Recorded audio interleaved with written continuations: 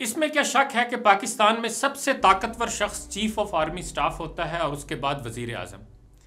اور میرے جیسے پاکستانیوں کے لیے یہ بڑی خوشی کی بات ہے کہ یہ دونوں شخصیات دو قومی نظریے اور اسلام کی اہمیت کے قائل ہیں اور انہی کی بنیاد پر ملک و قوم کی تعمیر چاہتے ہیں.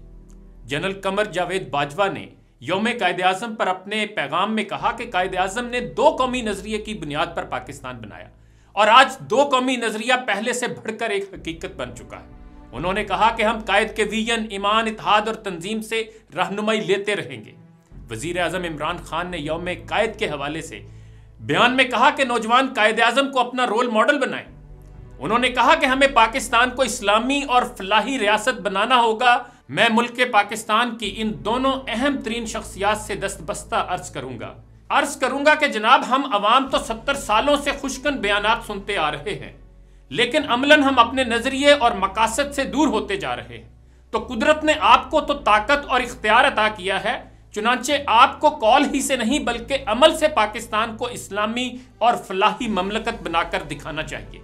حقیقت یہ ہے کہ نظریے سے سچی وابستگی انسان کے فکر و عمل اور اہلیت کو آسمان تک پہنچا دیتی ہے.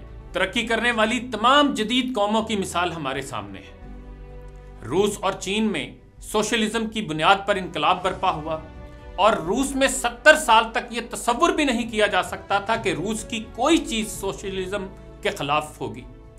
سوشلزم روس کی ریاست کی بنیاد تھا، معیشت کی بنیاد تھا، تعلیمی نظام کی بنیاد تھا، صحافت کی بنیاد تھا، ادب اور سائنس کی بنیاد تھا. یہاں تک کہ روسی اپنی سائنس کو صرف سائنس نہیں کہتے تھے بلکہ سوویت سائنس کہتے تھے.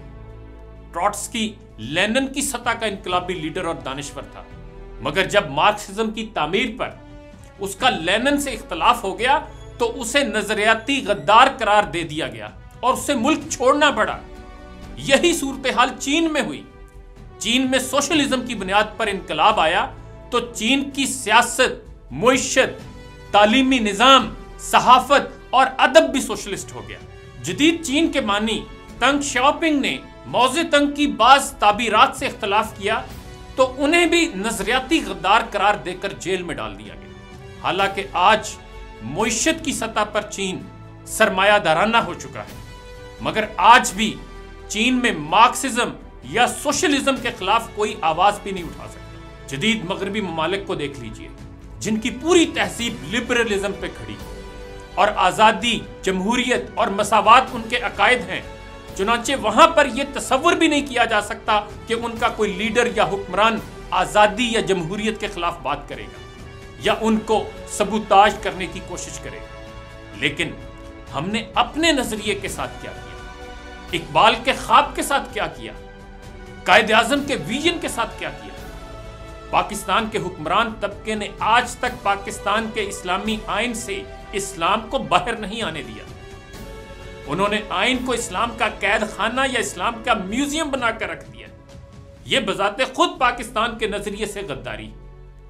دو قومی نظریے نے تو بر صغیر کی پوری ملت اسلامیہ کو ایک قوم بنا دیا تھا، مگر ہمارے حکمران طبقے نے اپنی پالیسیوں کی بدولت اس قوم کی وحدت کو فنا کر دیا.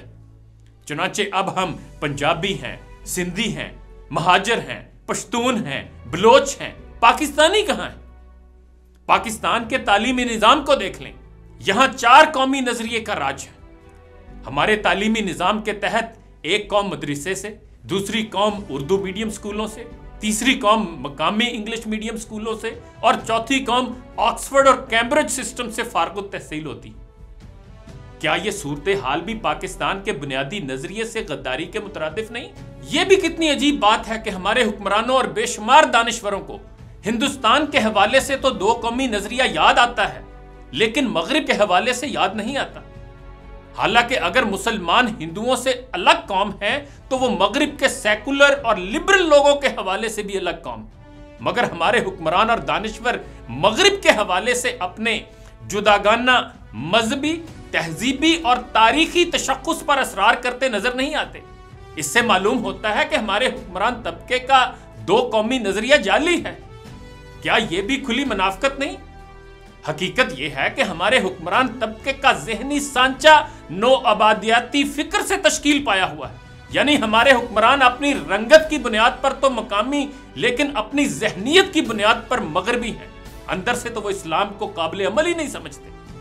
وہ اسلام کا نام بھی لیتے ہیں تو اس لیے کہ عوام کی اکثریت جذباتی سطح پر صحیح لیکن اسلام سے وابستہ تو ہے نا.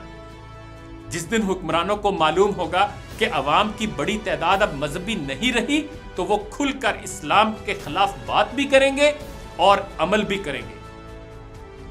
یاد رکھیے، رزق کھانے، لباس پہننے اور نظریہ بسر کرنے کے لیے ہوتا ہے. اگر کسی رزق کو کھایا، لباس کو پہنا اور نظریے کو بسر نہ کیا جا رہا ہو تو اس کے ہونے یا نہ ہونے سے کوئی فرق نہیں پڑتا. گلا جفائے وفا نما جو حرم کو اہل حرم سے ہے، کسی بت گدے میں بیاں کروں تو کہے صنم بھی ہری ہری. IMTV کے اگلے پروگرام میں آپ سے پھر ملاقات ہوگی. اپنا خیال رکھیے گا. اللہ حافظ. اگر آپ نے ابھی تک ہمارا چینل سبسکرائب نہیں کیا ہے تو فوراً اس سبسکرائب کے بٹن پر کلک کر دیں اور ساتھ ہی بنے بیل آئیکن پر بھی کلک کر دیں تاکہ ہمارے چینل کی طرف سے آنے والی تمام لیٹسٹ اپڈیٹس آپ تک بر وقت پہنچ سکیں. بہت شکریہ.